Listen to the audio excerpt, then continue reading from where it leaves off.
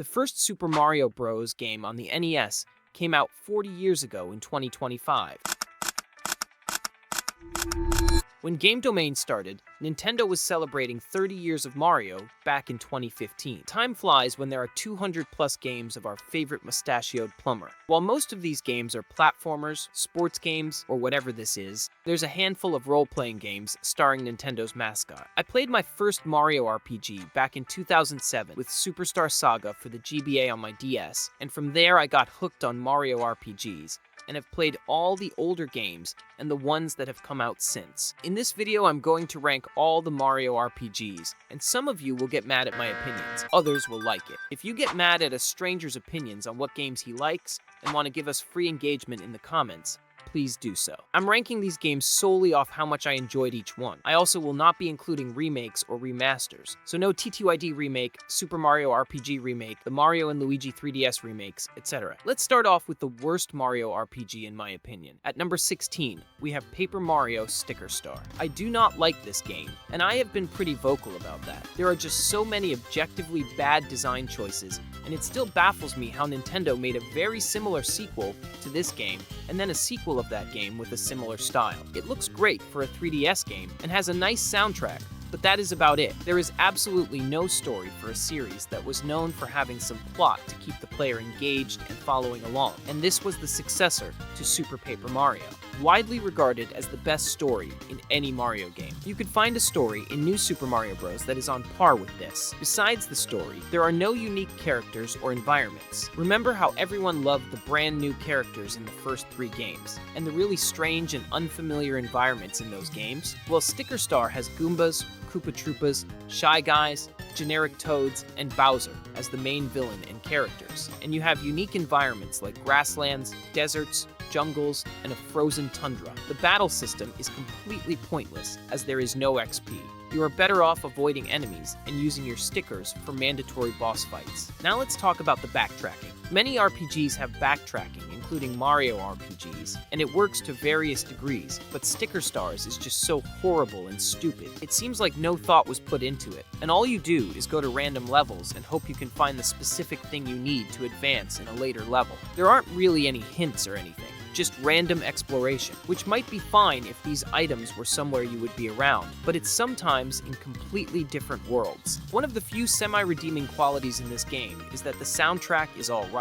Nowhere near the level of the other games, but it certainly does its job. But I really can only remember a few songs from the game. Overall, I really don't like Sticker Star, and it was not difficult at all to put it as the worst on the ranking. Number 15, Puzzles & Dragons, Super Mario Bros. Edition. This game seems to be really forgotten, as I almost never hear anyone talk about it, even in other Mario RPG rankings. It is technically an RPG though, which is why it is on this list. Personally, this just isn't my type of game. I had fun with it for a bit and think it is a well-made game, but I just couldn't get into it. It clearly takes a lot of inspiration from New Super Mario Bros., so there aren't rich story elements or unique locations and characters. It's just puzzles and dragons with Mario elements. So if you are into that genre, I think you will have a really good time with it. You can find this game for about $15, and it's worth a shot for that price if you're even just curious. Number 14, Mario and Luigi Paper Jam. This now 9-year-old game was the latest entry to the Mario and Luigi series before Brothership very recently, and I thought it may have been the last due to Alpha Dream's bankruptcy. Fortunately, it was not. And we actually have multiple documentaries about Mario and Luigi and Alpha Dream linked below if you want to take a look. This game is not very good. It's the Mario and Luigi series Sticker Star. Bland locations, the same old characters, minimal story elements, repetition, etc. At least with Paper Jam, there is at least XP, so you have a reason to battle. I actually like the idea of having paper characters in this universe, which is why this game is so disappointing to me. You had a chance to bring back so many beloved characters from the first 3 Paper Mario games, but instead, it's just the typical Koopa Troopas, Goombas, Toads, and Bowser as the main villain. Imagine Dimentio, the X-Nauts, various partners coming back. Paper Jam at its core is a stripped-down Mario and Luigi experience with some flat-out boring elements like the Toad hide-and-go-seek games and the papercraft battles. The papercraft battles are not fun. It had so much potential to be great, but just feels clunky to say the least. The soundtrack is alright, but definitely the weakest of the series. It's really sad how such a legendary series went dormant for nearly 9 years following this game. Number 13. Paper Mario Color Splash. Color Splash is better than its 3DS predecessor, but still not a great game. I'll start off with the positives. The soundtrack has such a unique theme, as many of the songs have a pseudo-jazz ragtime feel to them, and you can really hear the orchestral sounds in many pieces as well. The game also looks fantastic. I'm not a fan of the whole obsession with making everything paper. I prefer the first 3 games, simply using it as an art style, and not having the entire game be about paper, but it looks great nonetheless. The humor is also pretty enjoyable, but after that, that's where many of the positives run out. The story still feels like an afterthought, and once again, the environments and characters just feel uninspired yet again, albeit there are a few bright spots. Bowser is the main villain. Again, well, kind of. He is possessed by the black paint. The battle system is also once again pretty pointless. The only value it has is you can upgrade the amount of paint you can store, but it doesn't really do that much as you can already store plenty. Additionally, it is super tedious as it takes forever to use a card. You have to select it on the gamepad, fill it with paint, swipe up, rinse and repeat.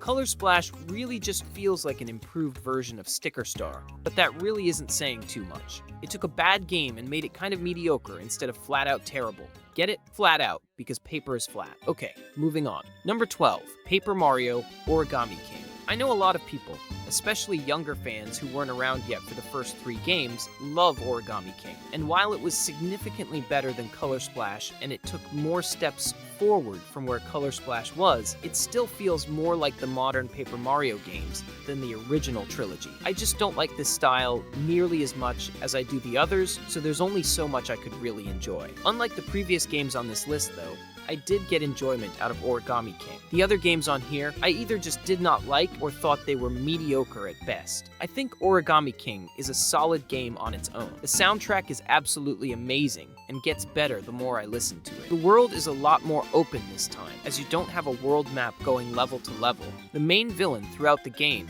is King Ollie. So for the first time since Dream Team, there is a truly unique final boss, unless you want to count the black paint. Partners are kind of back. You don't control them at all, but it still is something. And like with Color Splash, the game looks fantastic. However, the story, while better than the recent 2 games, still doesn't hold up to the original trilogy. Everything is still paper, except some bosses, which I'll get to momentarily. As I've said before, it was called Paper Mario, as the design was just supposed to take inspiration from a storybook, not have the entire world actually made out of paper. This is the 3rd game in a row they are doing this, and I am just not a fan of this, especially after 3 games. The gimmick has gotten stale. There are definitely some more unique environments than the past 2 games, but once again, it pales in comparison to the original trilogy. The combat system is better now, as it doesn't have stickers or cards, but there are no experience points, which puts little incentive into battling. Even Color Splash had more incentive to battle. The board you move enemies around on is an interesting concept, which I think plays out alright, but just gets too tedious, like the battles in Color Splash. But I still very much prefer the original style. I mentioned how I would talk about some bosses that were not paper, and if you played Origami King, you already know what I'm getting at. There is the Legion of Stationery, which is office supplies that you fight. I thought it was a neat little concept, but I still would prefer to have more fleshed out villains, like in Super Paper Mario. It still seems like Nintendo is hellbent on just improving the Sticker Star formula instead of either completely changing it up or making a sequel to either TTYD or Super. Yes, I know Origami King is different from Sticker Star, but it still shares a ton of the same aspects and problems. At least getting the TTYD remake shows the original games aren't forgotten, and it gives me some hope that the Switch 2's Paper Mario could be a return to form. Number 11. Mario plus Rabbids Kingdom Battle. This crossover has absolutely no business working as well as it does. It combines the Mario series, the Rabbids series, and has them fight in XCOM-style battles. It was received so well that it got a sequel, which I never saw coming. I'm usually not a big fan of tactical RPGs, but I had a really good time with Kingdom Battle. It was also pretty challenging, for me at least, since I'm not very experienced in this genre, but still felt fair. A knock on the game is that there isn't much of a story, and that it kind of feels like a gauntlet of battles compared to this grand adventure. But the combat is just so well designed that I couldn't put it any lower on the list. Number 10. Speaking of Mario plus Rabbids, its sequel falls right ahead with Mario plus Rabbids Sparks of Hope. While the games are fairly similar, Sparks of Hope just makes plenty of improvements to transform what was already a very solid experience into being that much better. The world is so much more expansive, with so much more to do compared to its linear predecessor. The story is better, and even introduces some Rabbids lore. And of course, the combat has been upgraded,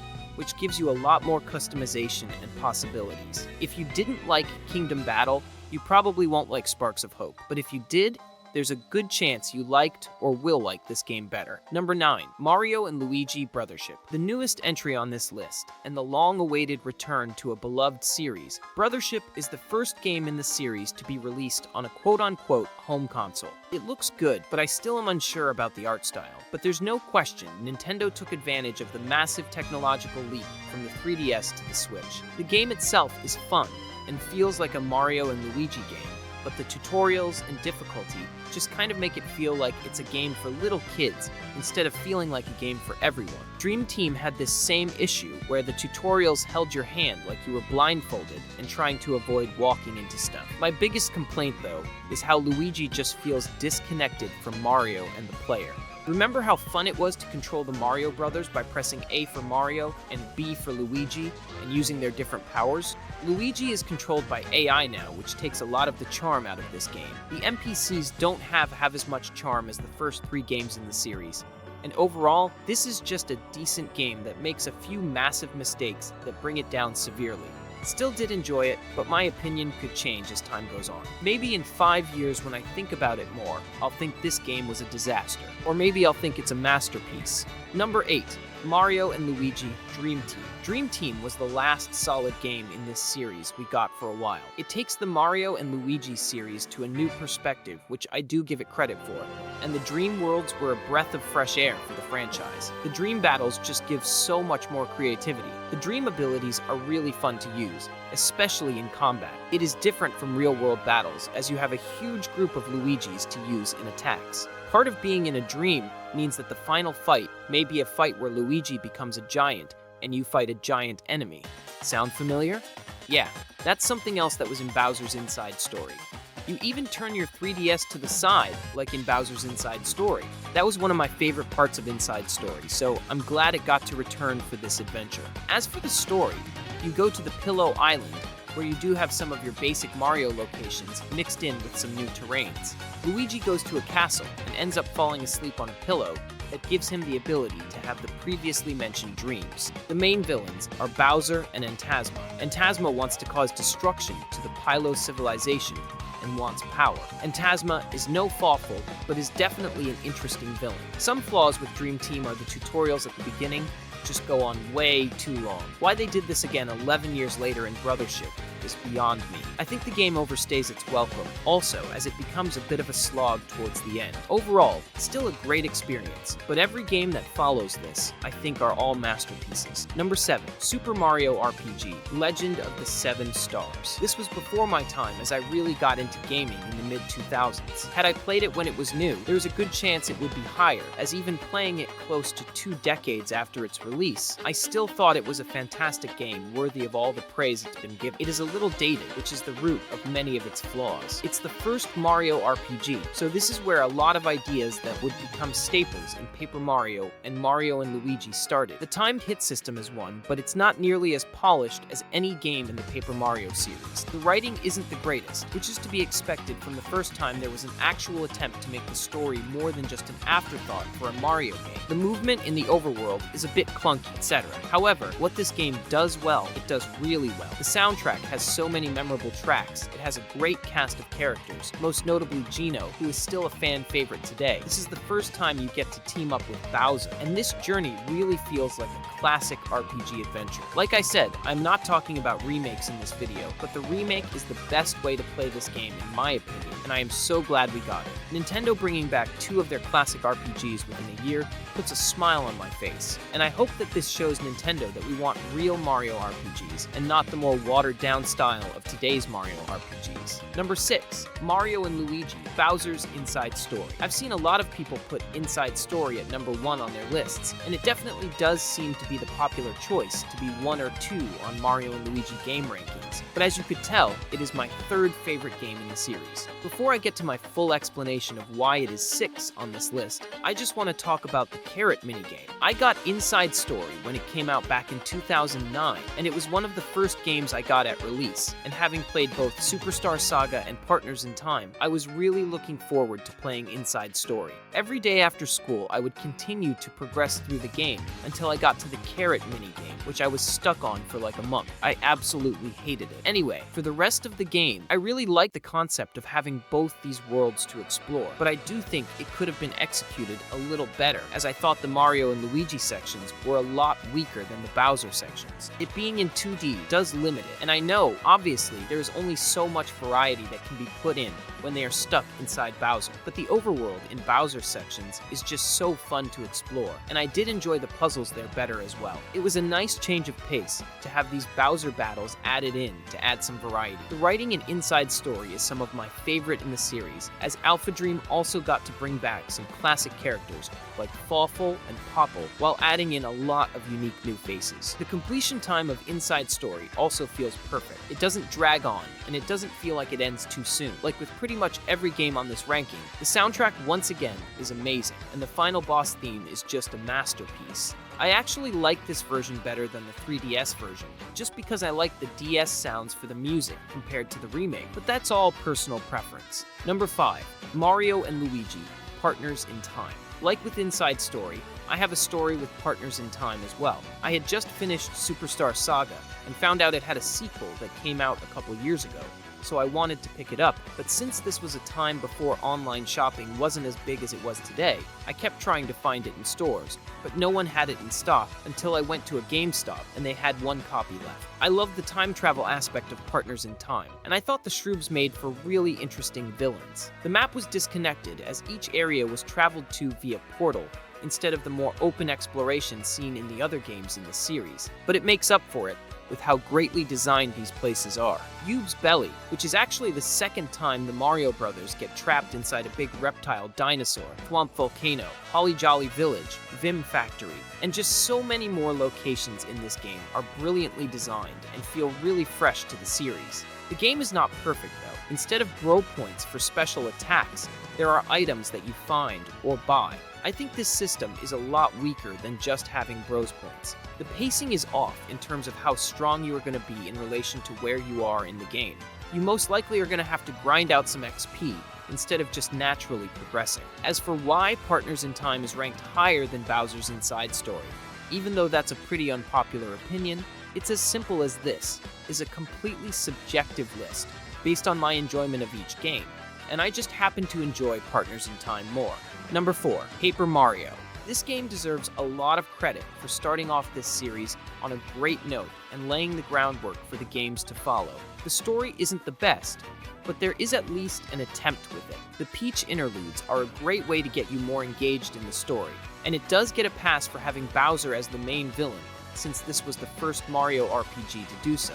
But there are just so many brand new, unique characters from the partners. The Toads that actually have distinct personalities, new bosses and NPCs. There are also new locations like Shy Guy's Toy Box and Flower Fields, and there is more going on in the typical environments like the grasslands and desert compared to the regular Mario adventure. Paper Mario also had a brand new battle system where every bit of damage counts. You won't be doing 20 points of damage with an attack, so you need to think about what you're going to do. The customization with badges adds more strategy in as well, with all the different options at your disposal. Paper Mario is just an amazing game that started this great series, and I hope we get a remake of this like TTYD someday. Number 3, Mario and Luigi Superstar Saga. My favorite Mario and Luigi game, my third favorite Mario RPG, and the first Mario RPG I have ever played. Also, I am aware my ranking of the Mario and Luigi games goes from newest to oldest. My ranking just happens to be that way.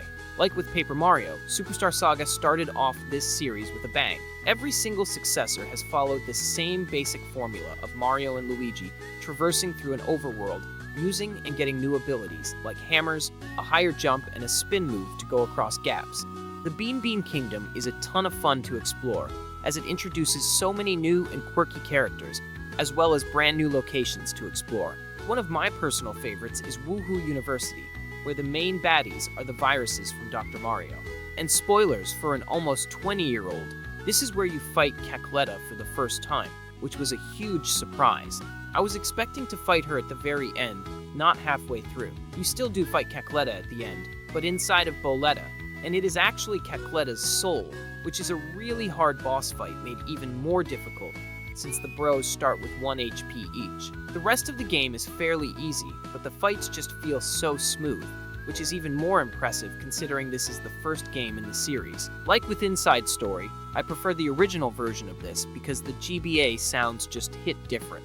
Number 2, Paper Mario: The Thousand-Year Door. This game pretty much improved on the original Paper Mario in every aspect: story, gameplay, combat, characters, environments, soundtrack. Thousand-Year Door took what made the original great and just made it better. The partners have more personality, as they really didn't have much in the original. There are some really amazing and unexpected chapters, such as joining a league where you keep battling in hopes to finally beat the legendary Rockhawk to win it all. There is a mystery on a train that has a private investigator penguin attempting to solve it. You even go to the moon at the end, a whole 13 years before Odyssey did. The battle system is also greatly improved over the original, and even puts you on a stage with an audience that could both assist you or also try and hurt you. TTYD also has a more interesting story, with the new villains being the X-Nauts led by Sir Grodus instead of Bowser. Then there is also the Shadow Queen, which makes this game a whole lot more dark.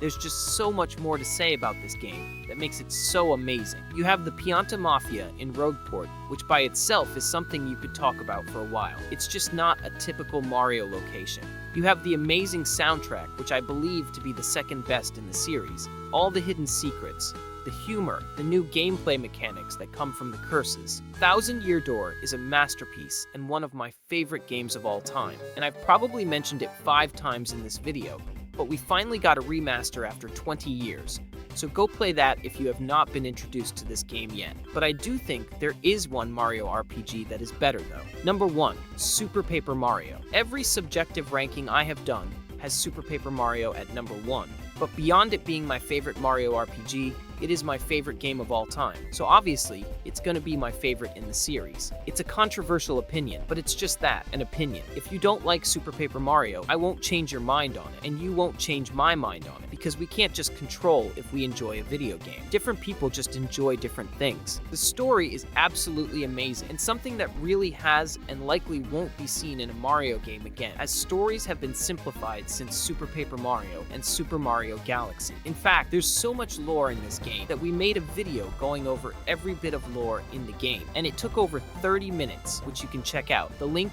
is in the description. There are brand new villains like Count Bleck and Dimentio, which make this game a whole lot darker, like with the Shadow Queen in TTYD. Count Bleck wants to destroy all the worlds due to a tragic event in his life, and there's a few very good twists surrounding this later in the game. The soundtrack also, in my opinion, is the best of any Mario RPG. There's just countless amazing songs, like The Ultimate Show, Gloam Valley, Merle's Mansion, Sammer's Kingdom, and just so many more. While the game is pretty easy, it is also fun to explore all the environments in 2 different perspectives. As for the environments themselves, let's just take a look at a few. There is a sweatshop located in a giant mansion, a world completely made of bits, a Japanese-inspired kingdom that pits you against samurai-inspired characters, the underwear, which I believe represents between heaven and hell, and the over there, which is meant to represent heaven. The gameplay, while being very easy, is still very enjoyable, as it plays more like a traditional Mario platformer with RPG elements, and that's okay. It's still more of an RPG than Sticker Star and Color Splash, and really Origami King also. And there actually is one turn-based battle later in the game, which is a nice homage to the previous games in the series. Super Paper Mario is also a masterpiece like Thousand-Year Door,